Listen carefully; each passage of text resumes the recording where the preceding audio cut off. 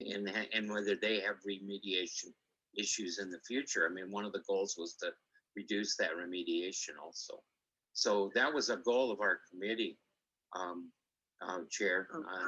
So not knowing if in fact that's taking place, just going forward, the willingness to have this collaboration with K through college might provide another good activity to link the system and to get that feedback and make sure that they can comment and validate the work.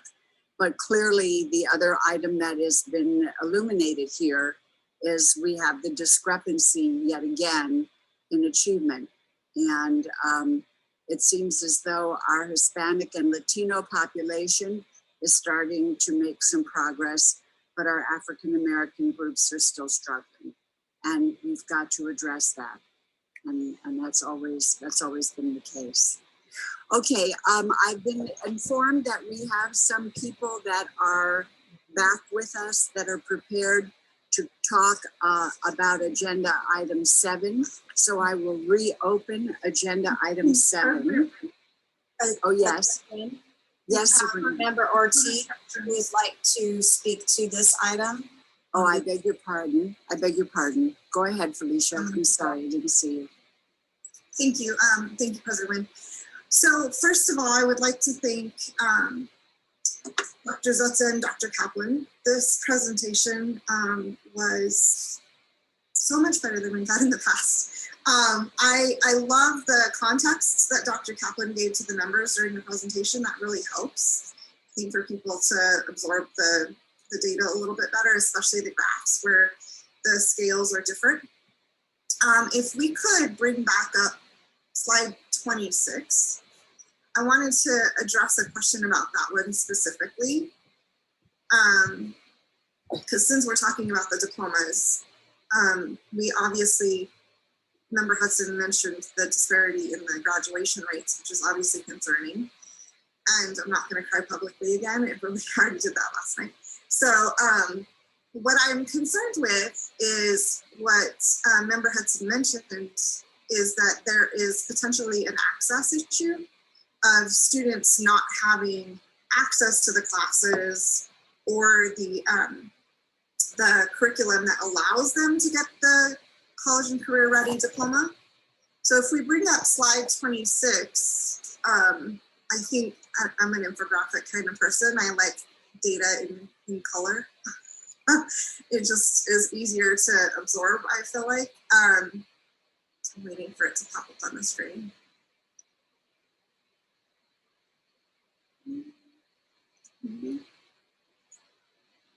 So I'll start speaking to it while we wait. There we go. Okay, so this was probably the most revealing to me, is the disparity among subgroups with the amount of those diplomas that they're actually receiving. So our Asian Americans are almost at like 50% CCRs, college and career ready diplomas, whereas our Black and Hispanic students are at 14 and 19% respectively.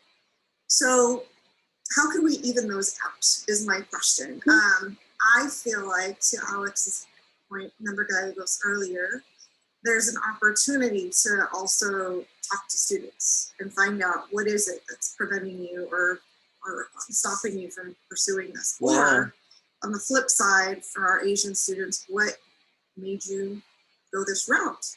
And how could we apply that to other subgroups and other students? So is there any effort planned to dig into this data a little bit further to find out what potential obstacles might exist that we can hopefully remove?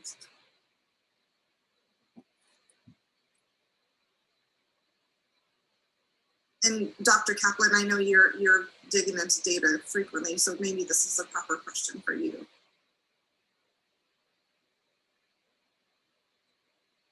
Felicia, Peter Zutz, everyone, for the record. Great question, Felicia. I think this is what a meaningful data set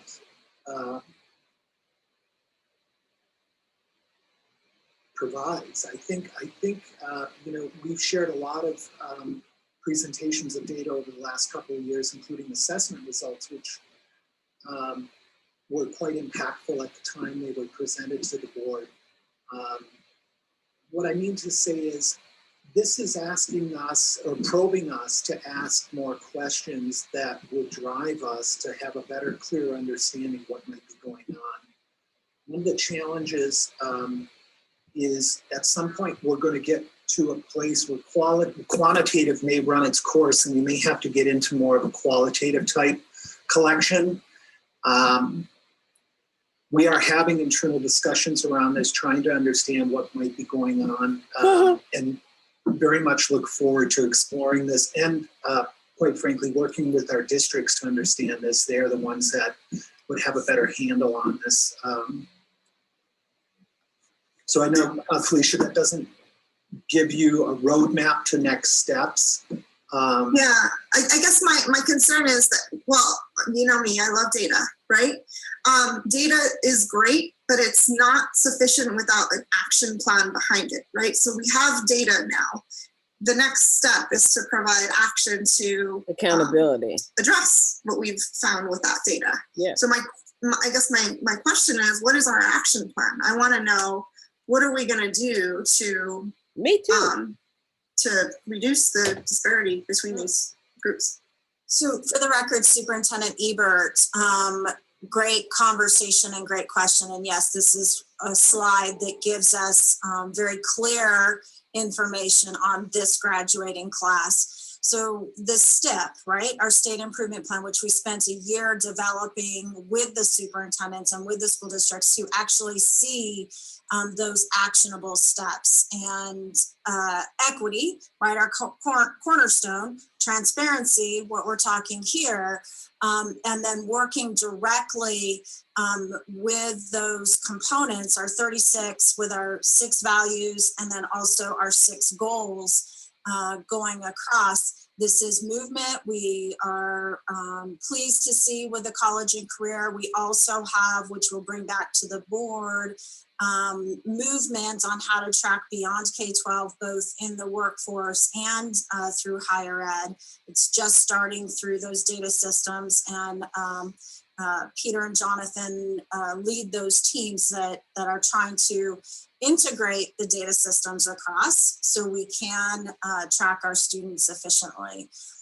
But I would start with our state improvement plan that we're very clear on various components, all the way starting with pre-K. really, Not just waiting for this data, all the way through the system. So those implementing those components are critical, and we're going to be doing those with our superintendents across the state, as well as Rebecca Fiden for the Charter School Authority. wow, is that going to happen? Does that answer your question, Member Ortiz? No, because it doesn't say how. Yes, they're President going to Wynn, do but I that. think I caused the need for some more. There's 2 other hands up. Okay, well, I can't see with my chart on the screen. President Member Wynn, Melcher. Doc Weiler. Okay. Member Dockweiler, let's let you go, and then Member Melcher. Thank you. Real quick, I'd like to just build on what Member Ortiz was mentioning. Last legislative session, Senate Bill 320 was passed, and that's the bill based on equity to track our students into more rigorous courses, beginning as early as 3rd grade. And so I think that they're, recognizing there have been some existing equity, access, and opportunity issues, I think it may take us a few years to realize the benefits of that particular bill, but I know that there's some hope at the end of this, with some of this data. I just wanted to share that with the group. Thank you. Member Melcher.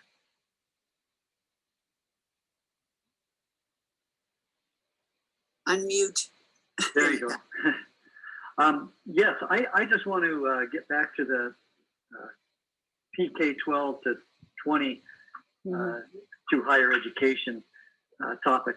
And the Nevada System of Higher Education has a really good website right now that I know it's called the P20 Workforce Data site, and the system, along with DETR, Governor's Office, Workforce Innovation, and the State Department of Ed use it. And there's so much information on there, and there's so much information at tracking CTE students through from high school through higher ed, and it's just a wonderful site. And so I would say let's make sure that we are working with higher education, because a lot of the pieces are already in place, and it's just getting to the next levels. But Peter, maybe you could respond. I assume you work with them on this data, and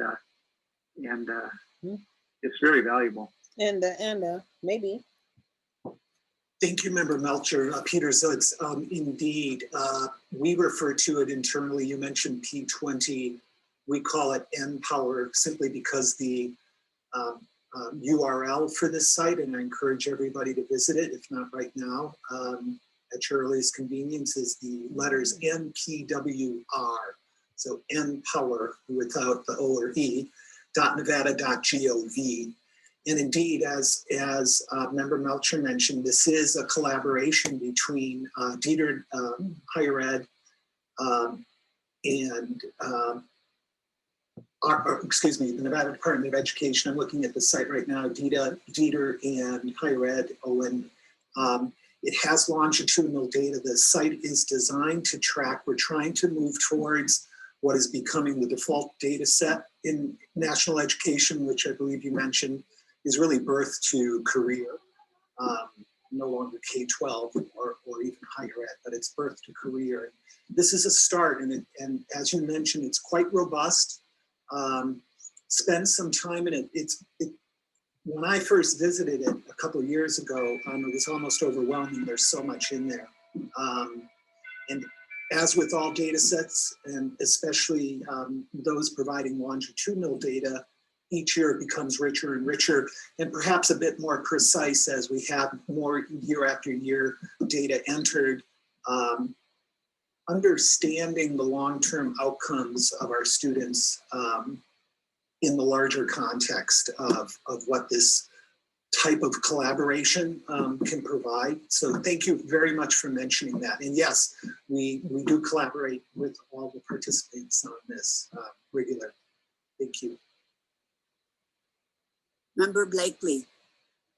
Yeah, one more additional comment on this topic. When we were doing the graduation committee rate, we worked on actually increasing the requirements that you had to have to graduate from high school, and that hasn't actually gone into effect. But when those standards actually went into place, that would create a situation where a lot of these students would be pulled forward in this area. So I'm hopeful after my time on the board that step actually does end up happening. Thank you, Member Gallegos. Yes, thank you. I'd like to say that I agree with Member Ortiz's idea, and I would really like to see students come and talk about what made them choose a certain diploma, especially because that's a conversation that only happens between that student and their counselor, so otherwise we wouldn't know. I'm also interested in seeing if, because from my understanding, there's an ACT/SAT requirement for the college and career readiness diploma. So I'm interested in seeing if that's acting as sort of a roadblock or acting as some kind of access point for inequity to be there because of those scores and data that we're probably going to get a presentation on later between demographic groups. Thank you. So Superintendent, what I'm hearing from the group is a desire to have this data inspected a bit more deeply with the purpose of policy development. And I think everyone has kind of illuminated a various strand which they'd like to have focused on. And I trust that you and your team will be able to follow up with that. Thank you, President. Yes, we will. Okay. So the individual that we had for item 7 unfortunately got called away. So we're going to move now directly to agenda item 11. Last year, during our December meeting, we discussed the desire for a workshop platform to further engage with discussions around our STIP and the progress and goals of the board and the department and the districts.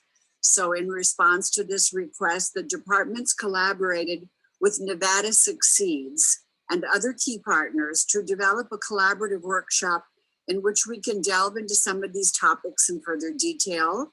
So we want to welcome all of our guests, and we appreciate them for taking the time to join us in the conversation.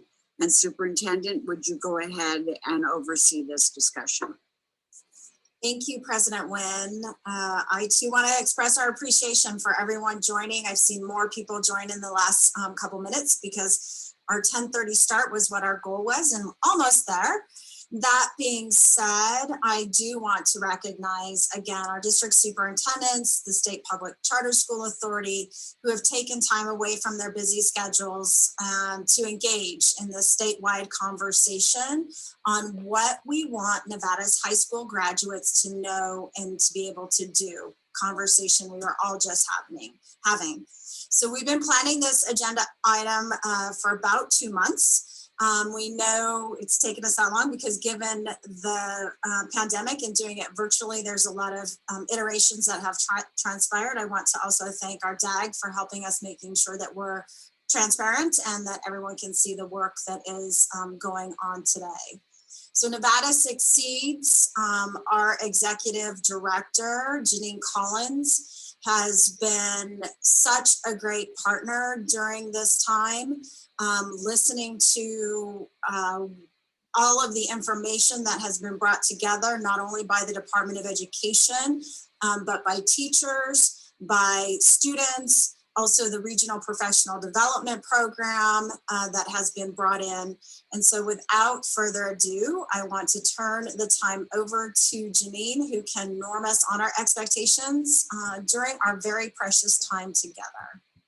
Absolutely. Thank you, Superintendent Ebert. Hello, everybody. I'm so thrilled to be here with all of you today and to have the opportunity to engage in this conversation. I'm going to go ahead and share my screen and move through the slide deck as we begin.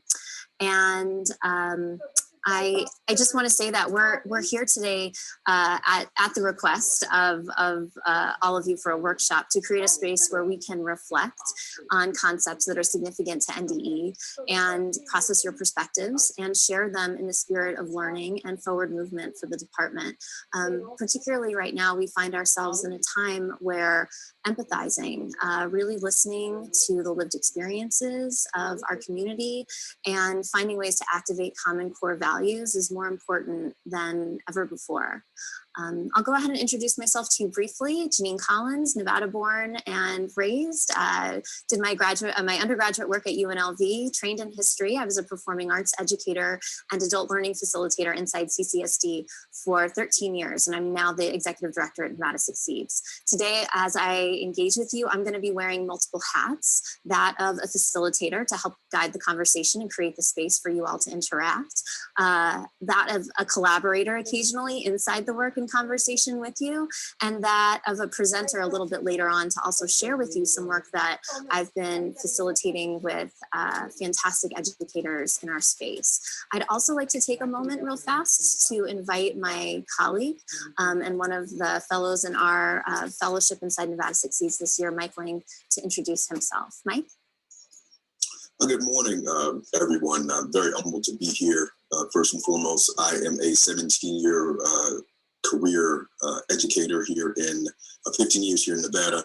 I currently teach technology integration in Deering Elementary School in Clark County School District down here in Southern Nevada. So I'm very pleased to be embarking on this work with everyone this morning. Thank you so much, Mike. And additionally on our call, I would just like to recognize some members of our team that are sort of facilitating the experience behind the scenes, and also you'll see transparently in a bit with the chat. Andy from Nevada Succeeds, Candace and Stacy from the Regional Professional Development Program. They're both going to be supporting the facilitation process today. We're going to be transparent. There'll be opportunities. There's a few bit more of us who have logged in too, so to make sure that we see everyone and can acknowledge everybody as much as possible in the time that we have. And also just want to say a shout out to Jason from RPDP for helping us with the technology today as well. The agenda for today is that we're going to continue to finish up our terms of engagement and share with you the purpose of the workshop. We'll have an opportunity to hear from Superintendent Ebert around, again, the equity work that they've done to sort of ground the conversation around global competence. And then we'll hear a little bit from some of our inspired global fellows that are practitioners across the community who have done some interesting learning and are prototyping solutions to challenges in their contexts right now. And they're going to tee up some information for you around graduate and learner profile work. After that, we'll take a break. So it's actually a little flipped around from the slide. We'll actually take a break after that. And then we'll hear from Dr. Stevens in Churchill County and Tom Vander Ark of Getting Smart, who are going to bring together a graduate learner profile conversation and then really open it up for our community to be able to engage and talk and ask questions and think through some of these key ideas. You've all been operating, we've been watching, we kind of had an interactive technology check we were going to do, but we also want to be mindful of sort of just following the norms that you're all already using. So in terms of getting our attention, we'll follow President Wynn's lead. If you would like to talk, go ahead and wave at us. We'll find you if we miss you. You're all fantastic and respectful at unmuting and presenting yourself. Mike, could I also just invite you to kind of norm us a little bit? The chat is not going to be open until we get to the interactive workshop piece, so that we have an opportunity to think individually and collectively and build our conversation around our individual thoughts, so that we have like a more authentic and robust conversation. So we're not going to have to get to the chat quite yet, but Mike, could you just kind of give us some key cues around Zoom so that we can be prepared to look where we need to go when we get there? Sure, Janine. Everyone knows the chat box is there on your screen down at the bottom. If you are just noticing, it seems like we haven't seen professionals here, Janine, so this is not going to be very difficult to deal with. Just to know that it's defaulted to everyone. So when you hit the chat box, everyone's going to be able to see your information. The muting and unmuting, you guys are professionals of that as well. And then just having your camera on and off while we're doing the little fishbowl opportunities are going to be is important. And again, we'll kind of remind you about those norms again when we get to our collaborative time today. Thank you so much, Mike. So we would like to give you the opportunity to kind of decide how you would like to engage. If you would like to engage directly in the conversation with us today, we would love to invite you to keep your camera on, of course, on mute. Essentially, you're going to do exactly what you've been doing, and don't worry about clicking the green check to speak. We're just going to go ahead with the waving and unmuting, and we'll be able to facilitate that as we move ahead. If you're more comfortable with your camera off, when the chat opens for that portion, our fantastic friends at RPDP will be facilitating. We'll get off the slide deck and we'll move to like a live Google Doc where we'll be copying the chat for transparency, and we'll be able to engage in a conversation, and you're more than welcome to just use the chat at that time as well. In terms of how we might engage together today, we want to invite you to engage, to participate in the prompts, to use the chat, to unmute and speak, and we'll of course get to as many of us as we can in the time that we have, to speak your truth, to share that your perspective. We have a saying that we refer to a lot in our work together, that all views are valid and all views are partial, and so we want to recognize that. We want to invite you to process the information and share from your particular point of view. If anything comes up that challenges our assumptions, sometimes it makes us uncomfortable, and we want to invite us to be okay with that, and to allow the questions that arise to really inspire us to think of and challenge our own assumptions, to listen for understanding, to really listen, to read the chat responses, and to listen, to really try and gain deeper insight so that we can engage more effectively, and to recognize that today's workshop is not about lining out action steps, but that it's really the outcome today is the process of embarking on this conversation and providing feedback and insights so that NDE can be informed by that as they move ahead. And so that really does bring us to our purpose today, which is to engage in discussion around these 3 key items. NDE's equity definition, so as a grounding principle for driving its work. Key insights, most significant to all of you regarding the definition of globally prepared and what that means and the implications for forward movement, and then reflections about the significance of developing and implementing a statewide graduate or learner profile. What might you be thinking about and resonating with you through our conversation today. Read in advance, potentially, we provided some pre-reads for you, and once we open the chats, we'll be able to click those links back in, and we'll also kind of be referencing some key insights to refresh your memories so that you feel comfortable engaging in that conversation today. At this point, and Superintendent Ebert, please feel free to direct me to the next slide for you since I'm running the slide deck, but I would like to invite you to sort of ground our conversation that we're going to be moving into this open conversation in the equity work that the state has done, as well as just kind of moving into the global competence conversation. Thank you. Thank you, Janine. And I am pleased to share context on NDE's equity journey. So we all know that equity, we heard it several times already during the meeting, equity is our cornerstone of our 2020 State Improvement Plan. And the STIP, as we call it for short, didn't happen overnight. It was informed by our listening tour, during which time we met with students, we met with educators, we met with staff, administrators, school board members, community partners in every county of our state. And one of the key takeaways from the conversation I had across our great state, that while people often spoke about our 2 largest districts, Clark and Washoe, and then added in the rurals, we know that it's much more nuanced than that.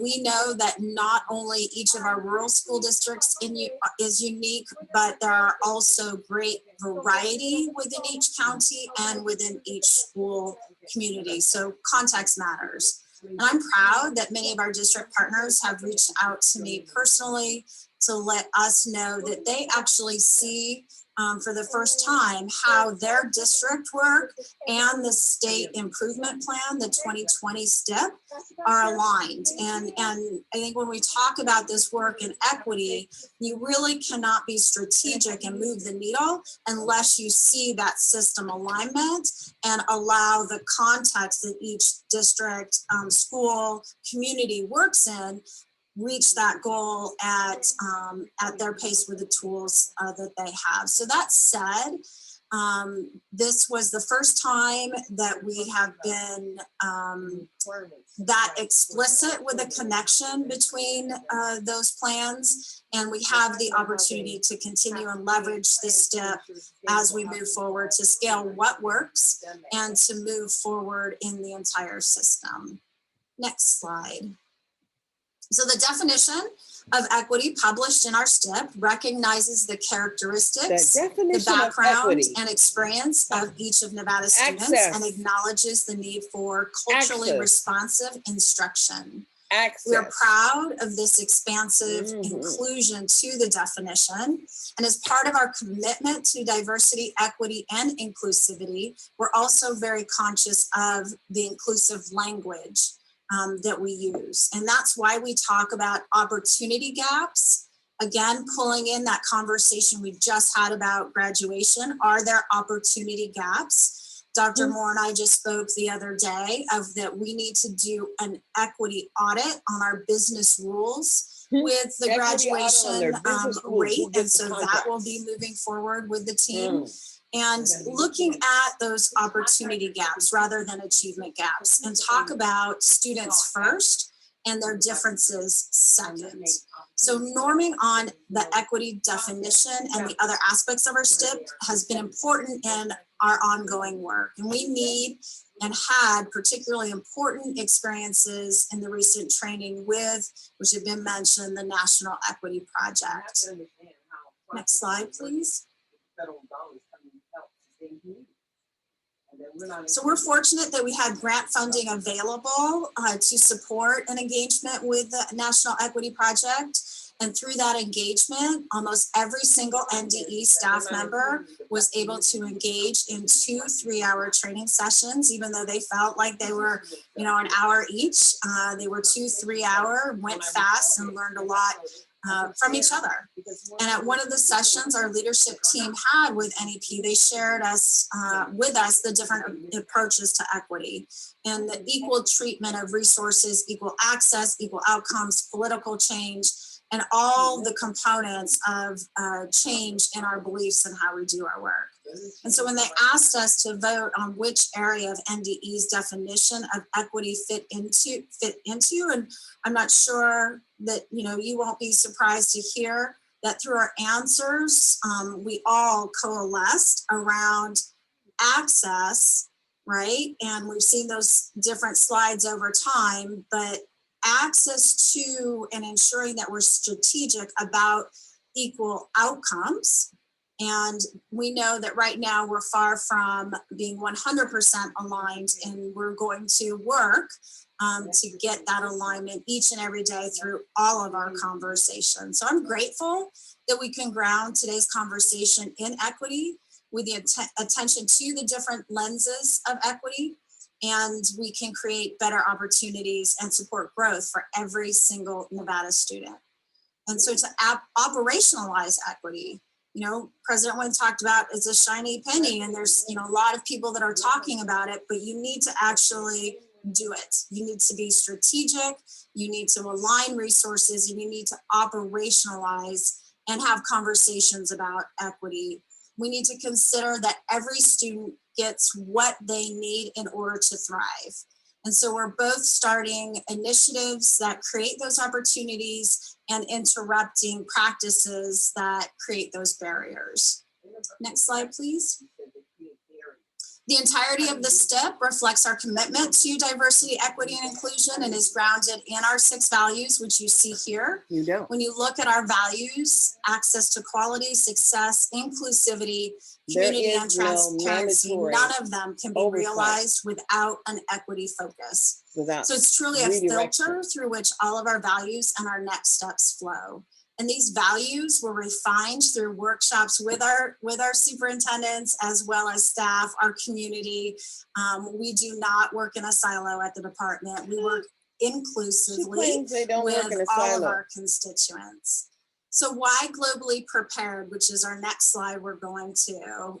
First, my team has heard me say it time and time again, but I don't want to talk about preparing students for the 21st century anymore, because we're 1/5 of the way through. We're already 1/5 of the way through the 21st century. I know time flies, but it's like rear view now. So we need to talk about being globally prepared. And this gives us something that is open-ended, gives us flexibility, and it gives us that future-proof component for our students and our communities. And that flexibility in creating an agile environment. And if this pandemic has taught us anything, it's that we can work and learn anywhere in the world. It has made the world a much smaller place in a way that we would have never predicted. I can be on a call in the morning with a partner in Washington, D.C. 1 minute, Elko County the next, and then offer a panel presentation in Washoe and Reno by clicking in and out of our virtual spaces. So we've always said we needed to prepare our students with critical thinking and reasoning skills so that they can compete in a dynamic global economy, no matter where they come from. And we're doing that. We're moving that forward. So now we've added that cultural competency component. And very important, as we've learned through this pandemic, the social emotional development. So prior to this step, the prior steps had the theme of fastest improving state in the nation. And we felt that we also needed to enhance that and move that forward. So being fastest improvement, when we get to the ACT, you'll see we have improvement there. You've seen the deck. It doesn't lend to our commitment to our students. And that's what we wanted to add. The team in the Department of Education is that we improve quickly and without leaving anyone behind as we move fast.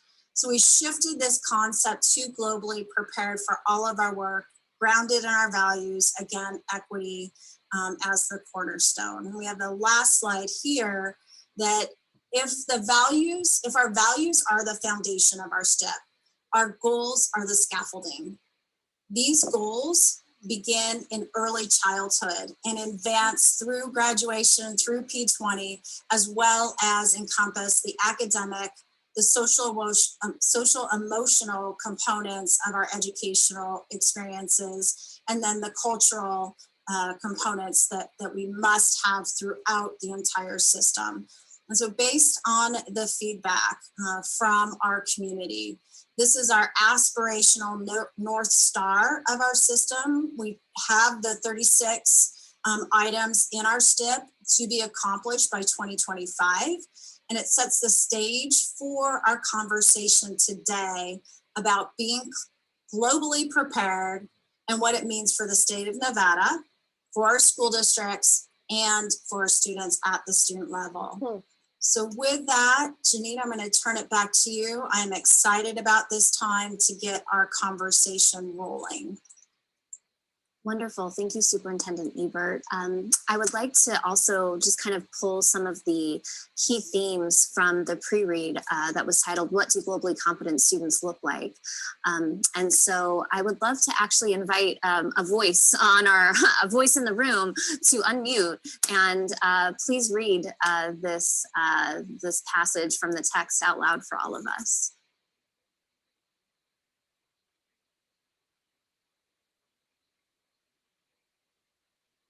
Hey, Janine, I'm going to take you up on that. Thank you, Member Ortiz. I appreciate it. What do globally competent students look like? For students to participate effectively in this changing world, they must understand it. The 21st century student will sell to the world, buy from the world, and work for international companies, compete with people from other countries, manage employees from other cultures, collaborate with people all over the world, and solve global problems. Thank you. Could I have another voice unmute and read this part of the text? Thank you.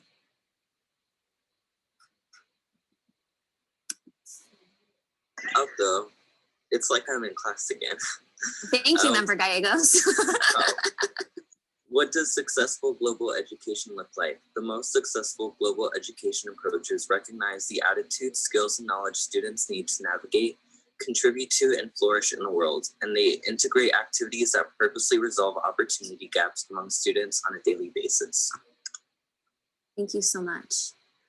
Wanting to just draw our attention also from the text to these definitions of global competence, global education, and opportunity gap, which Superintendent Ebert actually defined in her remarks for us, but just being able to reference these common themes. So I'll just leave those there for a moment for us as we look at them.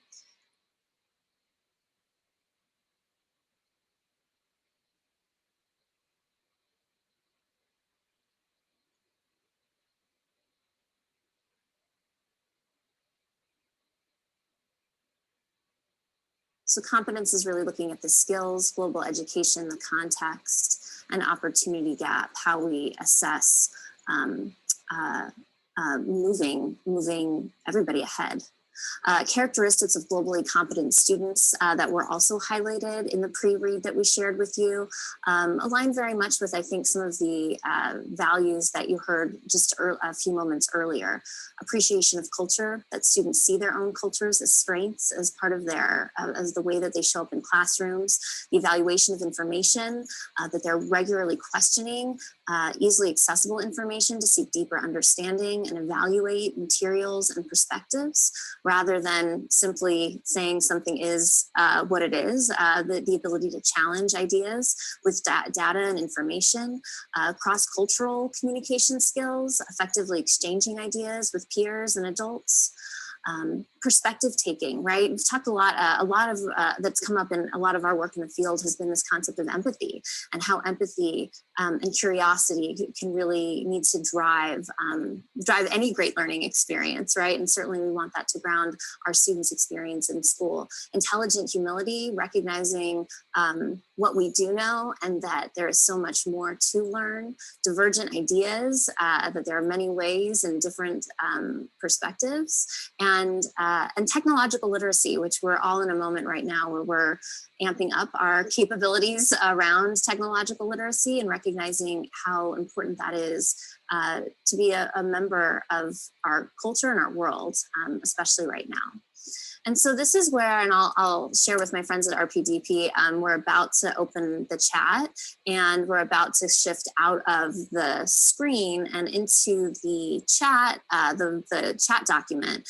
And this is where we're gonna have a chance to actually do a little bit of solo think time, and then group think time, and then open conversation, so that we really scaffold your own thinking into the conversation. So when we do, this is how we're going to do that. These are the 3 key questions that we're going to put out there for all of us. And we're going to invite you to respond. Instead of chatting into the chat on your own time frame, we're actually going to do what's called a waterfall. So we're actually going to ask you all in just a moment, we'll pivot to the chat, and actually, if somebody might, one of our facilitators, if you might actually copy and paste the first question into the chat, that would be great. What resonates with you about NDE's definition of global competence, and key insights from the article.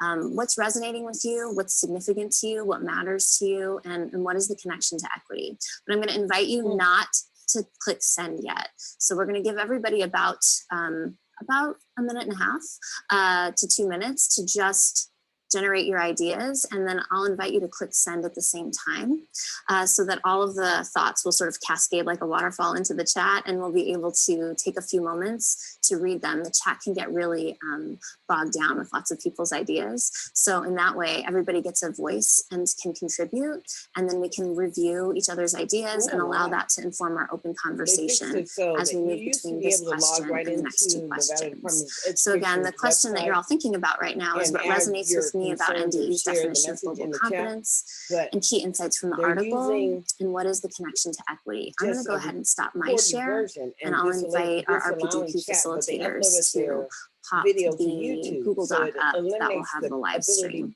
of our chat, our copy and paste for transparency. I mean, they're doing it live, but they're not including you. Yeah, that's right. So they're controlling who gets to say something. But it really doesn't matter because they can't. As a teacher, I know that wait time is significant to giving people time to process. So we're okay with a whole other minute of silence as we think and collect our thoughts for the chat. What does equity look like to you? It don't look like what's happening here in Nevada. It looks like a denial of access to me. So we're just waiting for her to do her thing, because she can only hear herself. I mean, the minute is wasted because it's just a minute of silence, because you can't see anything that anyone's saying, because you're not invited to the process. This is a way of eliminating your voice because of the way they posted it on a YouTube, whatever. It's still the program Zoom, and I can still record it. I just can't, I can chat my Great, in own. just a moment, I'm gonna invite you to click send. I'll tell you, I'll give you a 3, 2, 1. We'll click send, we'll review the feedback that it populates in the chat, and then we'll engage in a more interactive verbal conversation from there. So I'll give everybody, wherever you're at in your process, to wrap up the thought you might be working on in the chat. I can have my own chat. 3, that's okay, okay, ready? And 3, 2, 1, let's click send and see where we're at with responses. So fun, thank you. Let's just take a moment to review, and we'll open up the conversation.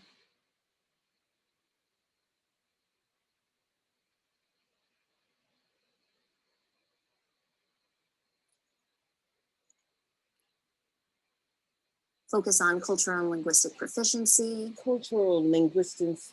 The notion of intelligent humility and understanding how vast the world is. Proficiency, that means that perspective taking, culture, cross-cultural how you talk, communication, you know what appreciation I'm of saying? culture. Your language proficiency, meaning that if you come from the ghetto or the street, then you're talking street language. They're not going to grade you, even if they understand what you're trying to communicate. Even if they understand, they're going to point out all the things that you're not making it up. And the significance of this being a process of iteration so that we ensure our opportunities are pertinent to the time. They don't have no connection to equity. Member Dockweiler, would you mind expanding a little bit on your thoughts around intelligent humility and kind of ground for us what's resonating with you there? And I'll also invite, after Member Dockweiler speaks, if anybody else is interested in responding, to unmute or to wave your hand, and we'll make sure and create some space. Thank you for the opportunity. This is Member Dockweiler for the record. So I grew up on a Native American Indian reservation, and so culture and community was very important to the town that I lived in. When I went away to college, I had met a lot of people who were very much happy to stay within their little bubble. They had never left the county in which they were born. It never occurred to them to ask questions about other cultures, other communities, and it really shook me. It really shook me to the core that people can live. Like, the world is so big. Like, there's so many questions and so much learning that we can learn from other people. And it just really resonated with me that not only that there's so many people out there that have so many diverse perspectives, and that not only do we need to respect those perspectives, but we also need to recognize that there's a lot more out there that we can learn from. So that's where I was coming with that. And then also from my own perspective, I just love traveling and learning and talking to people. And every time I do engage in any of those activities, I just grow and learn so much. So thank you for allowing me to share. Thank you so much. Yeah, they really don't want everybody's point of view. I said, they're really not looking for everyone's point of view, and that's just real. Member Hudson, you wrote the importance of diversity in engaging learners. Would you be interested in expanding on that a little bit, connected to this definition?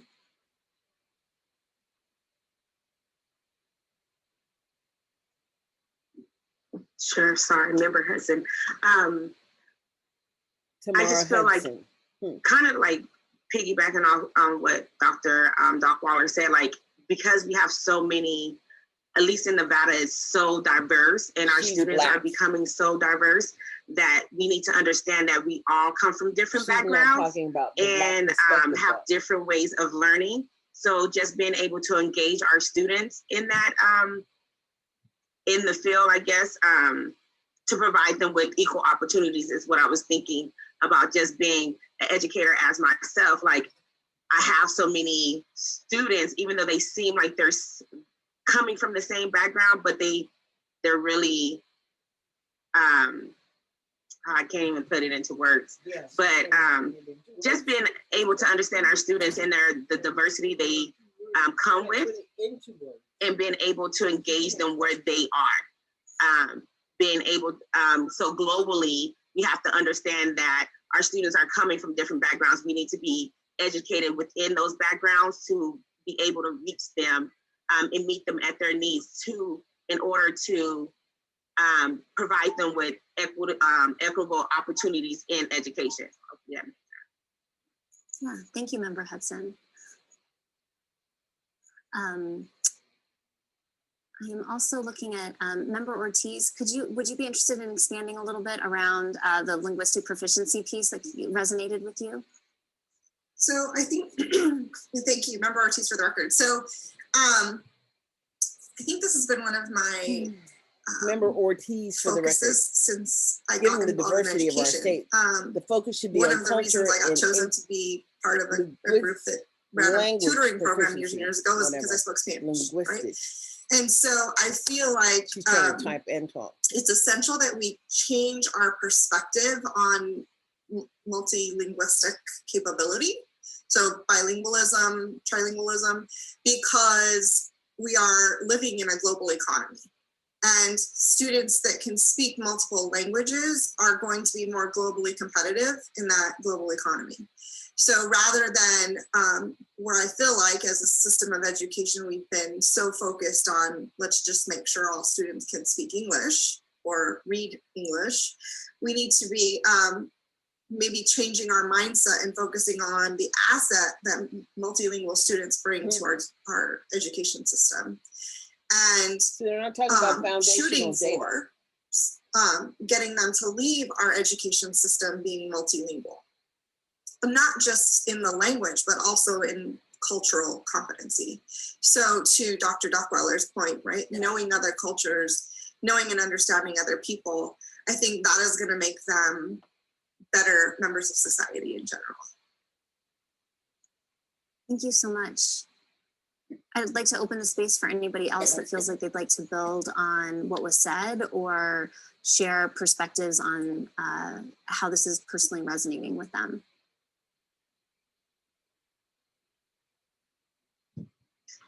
This is Member Dockweiler, if I may contribute. Yes. So thank you, Member Ortiz, for bringing up the multiple languages, because the more languages you speak, the more doors that open for you, the more opportunities that exist. And if we can offer that to our students, there's absolutely no downside to supporting multiple languages and promoting that.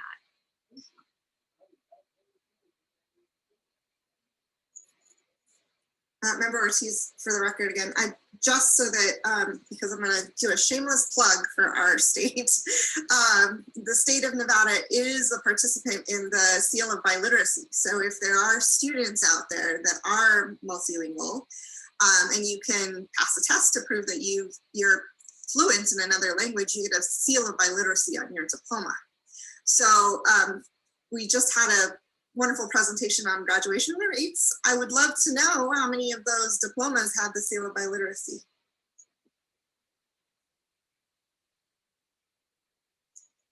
Thank you for that question. Superintendent Ebert, I would love for you to hear a little bit more. I mean, I think we might wrap this particular question as we move into the next one here, but I love what you said about people are willing to make themselves more vulnerable with what they know and what they don't know. That's certainly been something that we've experienced in this moment. Do you think that's opening the door for a conversation or a framing in this context? Absolutely. Superintendent Ebert, for the record. Thank you, Janine. Absolutely. People are asking questions and or when we're having conversations, we're after anti-racism in all of this work. And so I can tell you that in the department, there has been difficult conversations that have been had, but they are professional and they are learning opportunities for all of us. It's been brought up several times about meeting people meeting the students where they're at. We also need to meet the adults where they're at. And I am proud to say that the adults that I've been engaged with are opening up and saying, this is what I know, this is what I don't know. And especially with the death of George Floyd, that has just raised so many components of policies that need to be revamped quickly, and looking at our opportunities for our students. And so now we're all raising our hands, and those that in the past had felt maybe it's not their issue, everybody is and knows that it's all of our issues, to make sure that all of our children succeed. And so I'm really proud to see people opening up, making themselves vulnerable with what they know, what they don't know, and contributing and having the conversation. Well, she must be talking about Thank themselves. You. We're going to go ahead and move into the second question themselves. to dialogue about. And that question is, what might I challenge or question about the definitions and insights, and why? So not so much disagree, but kind of like, where are you unsure? Do you want to push the conversation a little bit further, or would you like more information as you're processing it? What might I challenge or question about the definitions and insights, and why? Some sentence stems I might offer are, I'm curious about, I'm wondering, I'm not yet sure about. And we're going to do a waterfall again. So we'll just hold our thoughts for a moment before we share. Janine, really quickly, all 41 participants, I know some of them are moderators, so less than that, everyone, future official board members, our superintendents, everyone is open to participate in this part of the conversation. Except for people today. who are So on just YouTube. Thank you.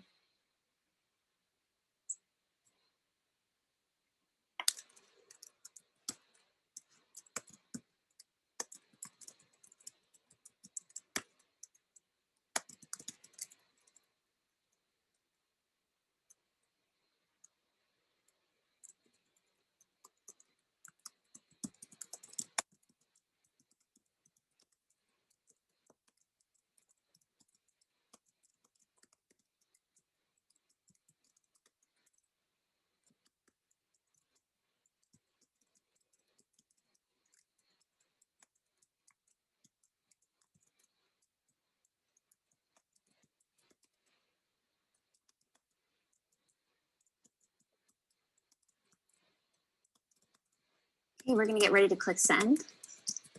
So we're going to go 3, 2, 1, send what you have.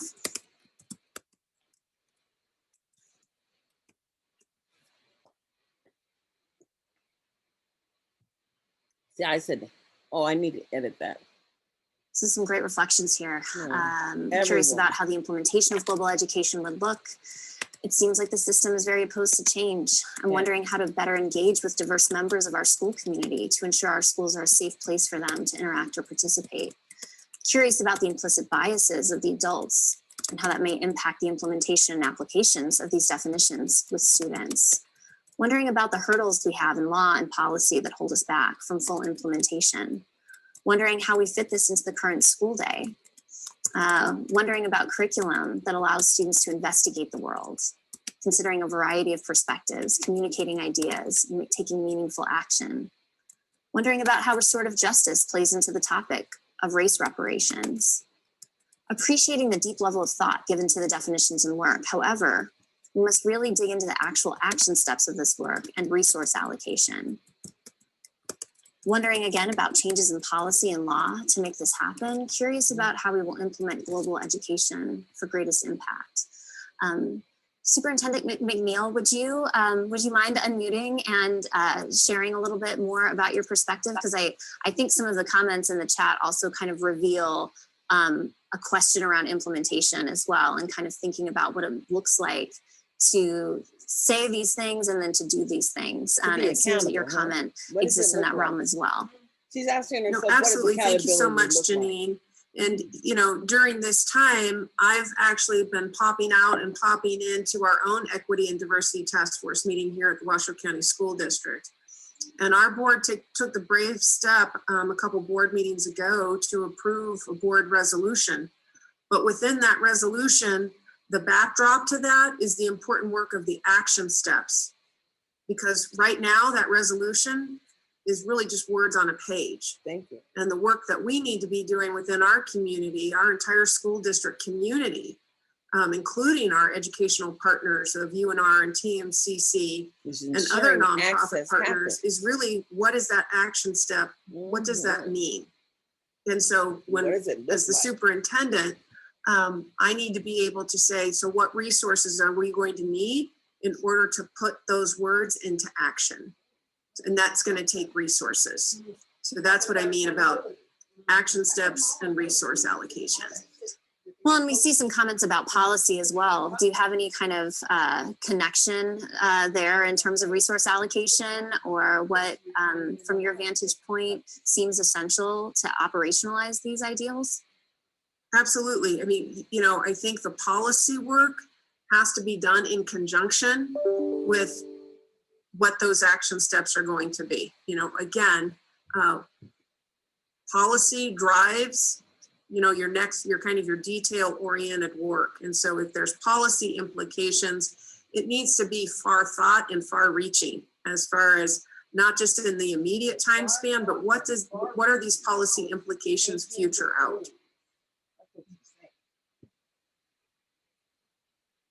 Thank you. Member Workman or Newburn, both of you mentioned the current school day or policy. I thought I might ask if you had anything to build on what was just said. Yeah, this is Member Newburn. Since, I've been pushing to add better STEM education and computer science. And the system, when you want to add something, the question is always, well, what are you going to take out? I really like what I'm hearing. I think these are really great ideas. But when it hits the field, they only have so many minutes in their day. So a lot of what we had to do with STEM is in interdisciplinary. You convince them that you're really trying to teach multiple things simultaneously. And so I think that's the challenge in getting these changes to actually occur in the classroom, is the teachers are just, they're just faced with so many minutes. So that'll be a lot of the battle, is getting them to have the time to do it, or giving them the strategies to be able to do it within the current time. But that's always, that was the pushback when we were adding computer science. And what is it that you're going to not teach now? That's crazy. Well, to build on what you just said, Member Ortiz put in the chat too, we'll need to see like an investment in implementation and measures of success around these ideals. So I think that relates to what you're suggesting, which is what are we willing to stop doing in order to start doing this? And that's a really important question. I actually think that there'll be some connections to that later on in some of the workshop presentations as well, really thinking about what needs to stop so that other things can start. And how we think about those trade-offs at the classroom level and even in the policy realm. The other themes that are coming up here are thinking about really equity, the equity in this, and whether from how restorative justice might play into this kind of a context, to the idea of, I'm looking at Member-elect Ken too, talking a little bit about how do we practically change systemic practices that results in inequitable outcomes. Member-elect Ken too, would you like to elaborate a little bit or connect that to what was just being said? Thank you, Janine. This is Renee Cantu, for the record, Member-elect.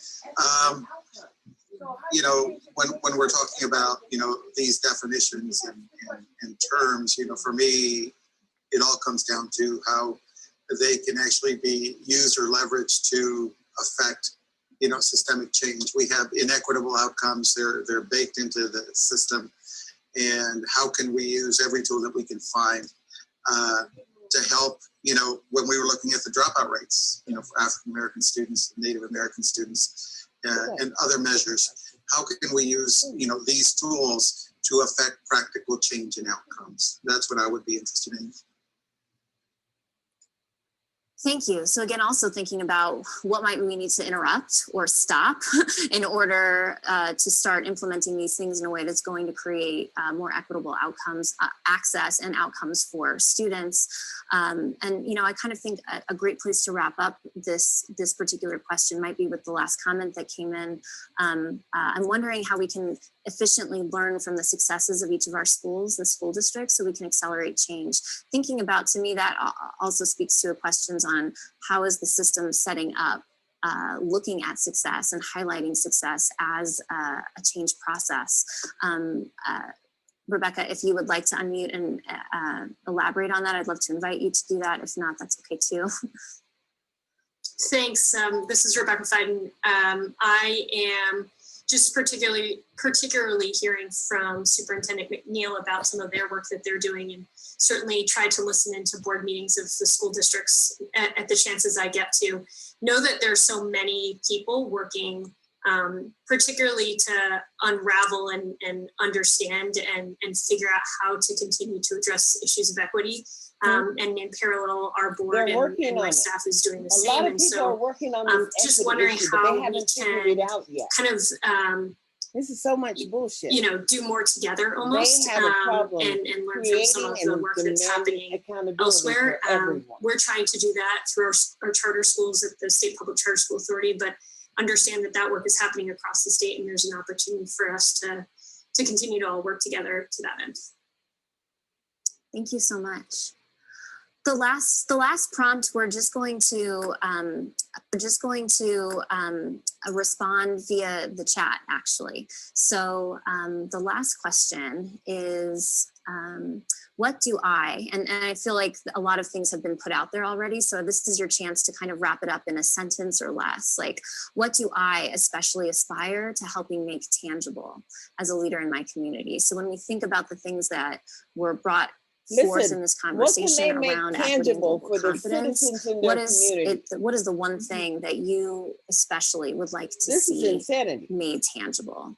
And I am going to just invite you to chat in, you have a right to benefit. Without the waterfall, so you may just chat it in as it comes to you, and I will go ahead and bring that together, and then I'm going to ask Mike, our co-facilitator, to kind of give us a check-in around summarizing the key themes that came out of this. So again, the chat is open for all of you. You don't have to wait for my prompt.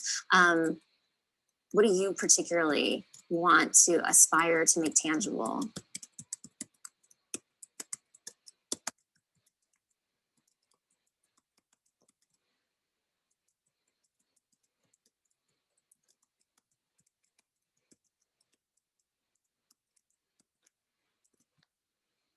There we go.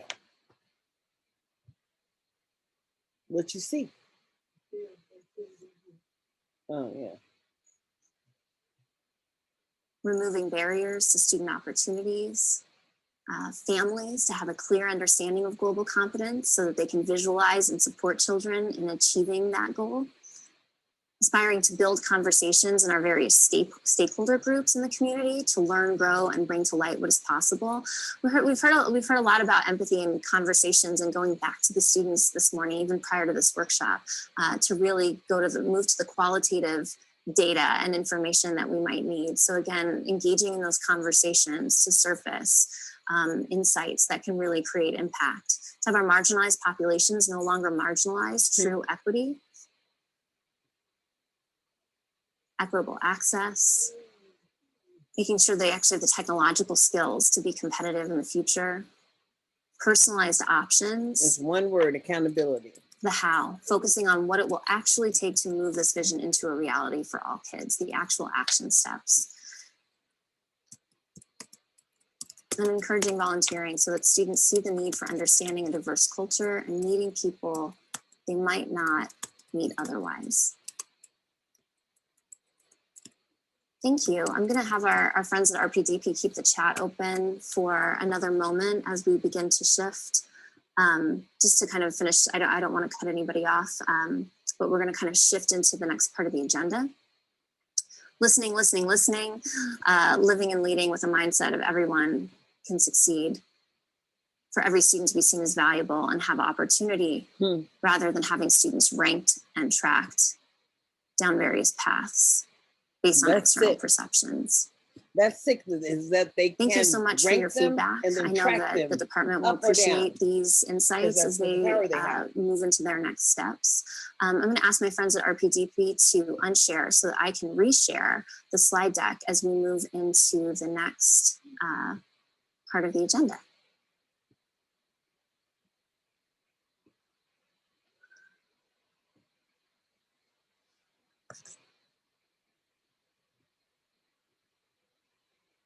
And thank you so much.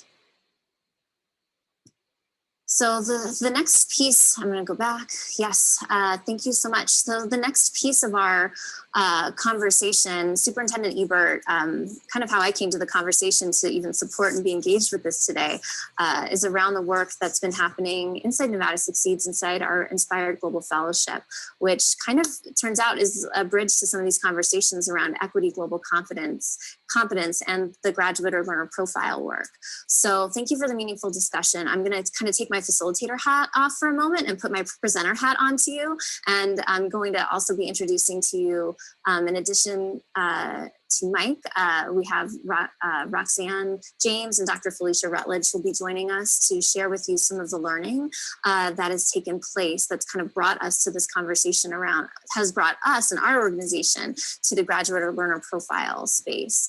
Just for some context, Nevada Succeeds has been a nonprofit that's worked convening partners around the state, particularly members of the business community since 2013, to really look at education policy and to support ed policy that looks at systems transformation.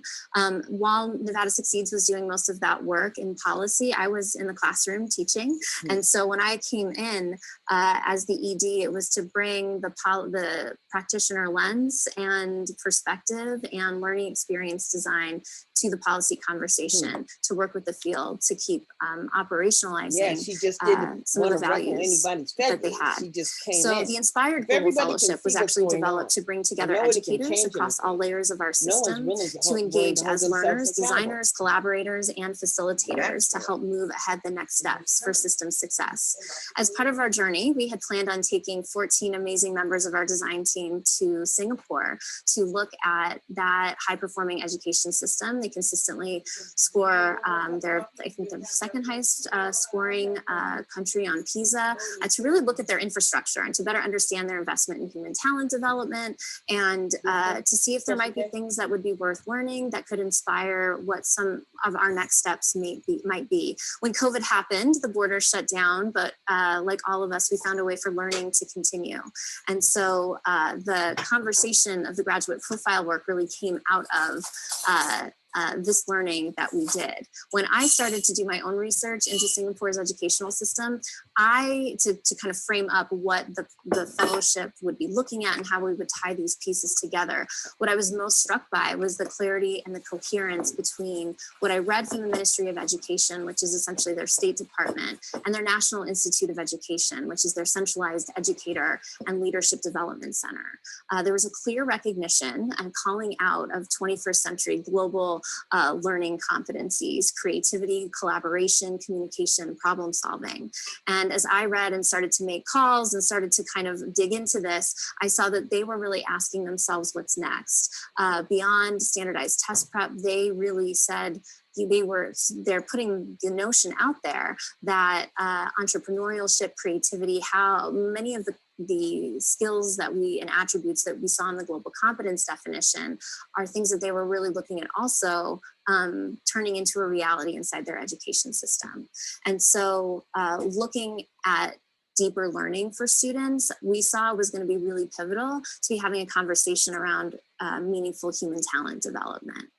So as we all know, when COVID hit in the United States, especially, there was a litany of articles that we would start to read, right, about how we could reimagine education, calling out a lot of the deep inequities that have already been central challenges, and to some extent in different communities, really largely unaddressed. And so, unlike any other moment that we can think of, the very nature of school had stopped, and the context for learning as we knew it does not exist right now for the most part, right?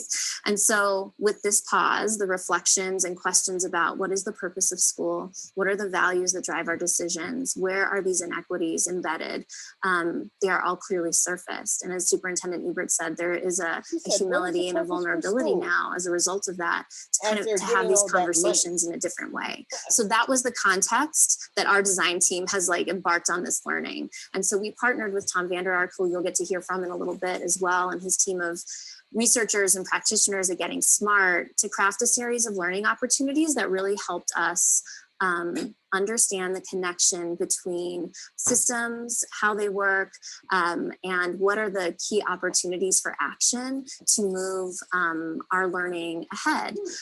So with that in mind, I would love to invite you, I would actually like to invite and pass the mic to Dr. Felicia Rutledge to continue sharing a little bit about our learning and our fellowship process. Why don't you gonna let a Black girl talk? Thank you, Janine. Hello, everyone. I'm Dr. Felicia Rutledge, for the record, and I'd like to take this moment to thank you for the opportunity to unmute myself and share with you all today. As you can see, our approach was grounded in the research by Michael Fullen and Dr. Mary Jean Gallagher. particularly expressed in their most recent text, "The devil is in the details." Systems change for equity, excellence, and student well-being.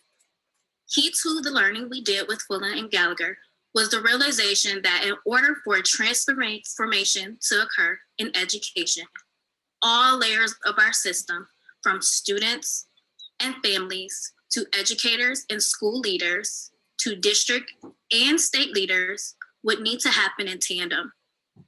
By bringing a design team together that effectively represented this, and by engaging with local leaders and our state leadership, specifically with Superintendent Ebert, we believed, as a matter of fact, we hoped to move a common conversation ahead from learning to impact. She said they believe. By assuming a human-centered design approach with an equity LASIK, we have continued to ask ourselves, what learners furthest from opportunity need to succeed? Why do we ask this question? Research shows us that designing for margins often gets the best outcomes for all of our learners. Our human-centered design approach further invited us to become curious, challenge our assumptions, invited us to listen to all ideas, and actually make something out of our learning to show impact. As a project facilitator inside of CCSD's central office, I have been prototyping a protocol to help practitioners I work with assess root case challenges in their practice. Nobody listened to her. Why? So they can create the appropriate and intentional changes to meet our scholars' needs. Seeing the ways in which Singapore's system intentionally develops its teachers with high quality coaching and mentorship inspired me to begin building this. As you'll see, it is directly tied to the need to surface the most essential habits and mindsets for our young scholars, and consider how we as adults need to adjust and develop what we do to move them forward. My fellow design team member, Roxanne James, will share with you some key takeaways from our virtual immersions. Thank you, Dr. Rutledge. And yes, for the record, I am Roxanne James. Truly honored to continue to be the principal of Jerome Mack Middle School in the Clark County School District. And I've been a relentless advocate for meeting our community where it is, recognizing mental health and social emotional learning. Those two things work together, hand in hand with rigorous academic expectations. As Inspired Fellows, one of our first immersions was inside the Singapore American School System, or SAS. And that K-12 system underwent a thorough redesign process in the past 10 years. Well, it's not part of the domestic school system. It is a K-12 system, and it had a mandate to honor what was working about their high achieving academic test scores processes, while tackling the uncertain territory of helping its students become more creative, more entrepreneurial. And so it was also the first time in our learning that we encountered something called the graduate profile. Central to their successful transformation was centering their desired student learning outcomes, or DSLOs. So literacy, math, science, social studies, that content, they were still core standards. But by redefining the DSLOs, the container for learning, it was reshaped. They also recognized the need to begin surfacing new data about student learning and to ensure that the DSLOs were in fact still alive in the classroom. So the culture of extraordinary care, excellence, and possibilities that was articulated and built as a result of the process was rooted in the DSLOs. Student outcomes, they're always the point. They're always the point. And so redefining them, redefined their approach, which yielded parent commentary. So parents are saying, I knew my kids were getting a good education at SAS always, but my younger kids, they're getting something totally different. They ask questions I wouldn't have imagined. They're producing projects I never thought kids in schools would do. So it's certainly a shift even for the parents. Our next stop in our learning was the deep dive into Singapore's National Institute for Education. While I can't do justice to the intricacies of what we learned and felt from that incredible session in this brief overview, I need to tell you they embrace the idea that a system, and this is my favorite, a system is designed to get the results it gets. So one more time, a system is designed to get the results it gets. So with recognition that the ingenuity of humans are Singapore's key, existing meaningfully in the global economy, education is still the highest priority. And as you'll see on this slide, they have recently redefined the profile of a teacher to move more carefully to reflect the evolving learning goals for their students. So the idea that educate facilitators of knowledge and architects of learning environments speaks to the updated conditions and expectations for what learners need to know and what they will be able to do. We saw clarity emerging. While Singapore is known for its high PISA scores, students and teachers needed to move into new pedagogies and mindsets to help those students achieve for the future. The concept was repeated in our school visits, where we engaged with 2 school principals, both of whom rooted their presentations, their school graduate profiles. Both profiles recognize soft skills and 21st century skills as. So additionally, we saw that time is invested to attract, support, develop, and promote excellence throughout the entire system. That coherence that Janine spoke of earlier. So with time spent on realizing the power of educators as researching practitioners, building the knowledge to successfully implement professional learning community structures, and creating organic communities of practice, we saw a picture of educators powered as the leaders, the problem solvers, and the researchers that we know this complex work truly demands. So I'd like to pass the mic back to my colleague to wrap up. Thank you, Roxanne. Once again, Dr. Felicia Rutledge for the record. So I also like to follow up with the fact that we also had opportunities to engage in conversation with Larry Rosenstock, the founder of the nationally renowned system of schools known as High Tech High in San Diego, California. And with former Virginia Superintendent, Dr. Pam Moran, who leads the Virginia Schools Consortium for Learning, supporting networked, equitable, innovative movements in learning and assessment across the state. These conversations and interviews further solidify for us the need to redefine student learning. With a future-ready, globally competent lens that would be essential to driving shifts in curriculum and instruction, assessment, and talent development. While my design team of committed educators continue to push ahead their own individual prototypes of solutions in our professional context, we collectively see value in hosting a conversation about what's next for Nevada.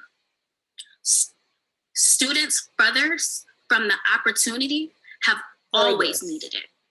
And in this moment of COVID, the time has come to redefine the mission of school, bringing people together to do the work that matters, to make a difference that matters, to empower learners with the mindsets, the skill sets, and the knowledge to live a life that matters. Yeah, and we know that together we can do it, and that matters. Shoot, even Donald Trump. Thank you so much, Felicia. Thank you so much, Roxanne. We need to be best. A key outcome in creating and implementing a graduate or learner profile, and even educator profiles, is in defining that container that the work exists in clarifying values. Other states that you're going to hear about today have embarked on this work, and the Aurora Institute even recommends a graduate learner profile as a policy step 1 to address competency-based systems work. When Superintendent Ebert and our design team saw common value in this conversation at this time, we were thrilled to be able to collaborate for this conversation and hopefully in 2021 to move that work ahead. The way that we designed the agenda was so that we could allow this information to kind of process over a brief break.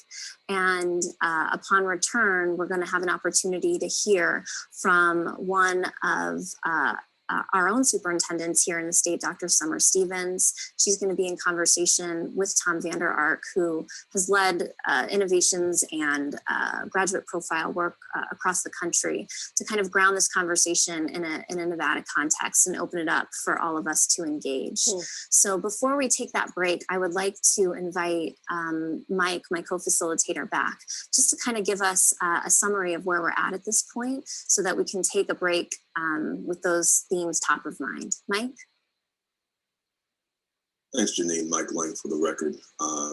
In terms of just conversing, what I've been noticing, Janine, is a lot of the, especially from Member Ortiz, the idea of the cultural linguistic proficiency is not something that is something we contemplate very much, especially as an elementary school teacher.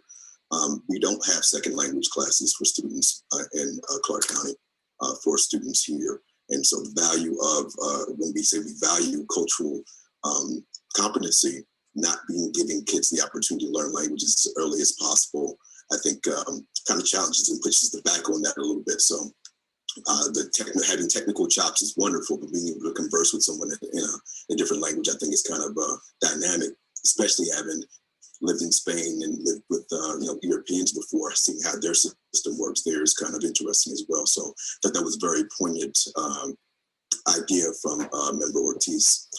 In addition, we kind of see a tenor of comments about the action steps to a lot of the concepts that we're having right now. So there's a very deep thread of this is wonderful that we're conversing about these things, but how do we actually put legs on these ideas to ensure that these outcomes are going to happen for our students and for our state? And there's really a question from, or a pondering from Member Dockweiler that I made sure that I wrote down. She said she was curious how the implicit biases of the adults may impact the implementation and application of this definition with our students. I think keeping that front of mind as we go into our break is also very important. So putting together the graphics in the background, I'm very, very struck with kind of the very interesting wonderings and ponderings as people are putting their ideas into the chat.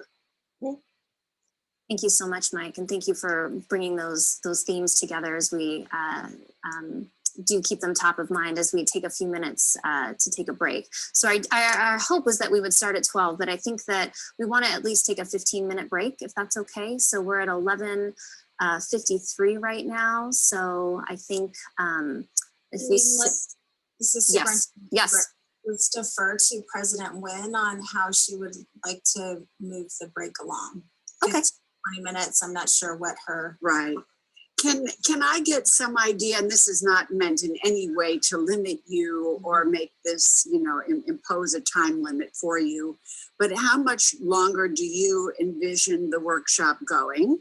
So we can estimate, whether we need time for a little snack. Yes, we have about 90 minutes scheduled. Total? Or left. From now? Left. Then I suggest we take a 20-minute break, because that then would allow sort of a lunch break for people. If it is, 15 minutes means you're scarfing something down. 20 minutes gives you a bit more leisure to do it justice. Is that all right with the group? Absolutely. Okay, then why don't we say, what time have we got? Let's calibrate. It's 11:54. All right, let's aim for 12:15. We're still fudging it a bit. Okay, 12:15 it is. See you then. Thank you so much. We are in recess.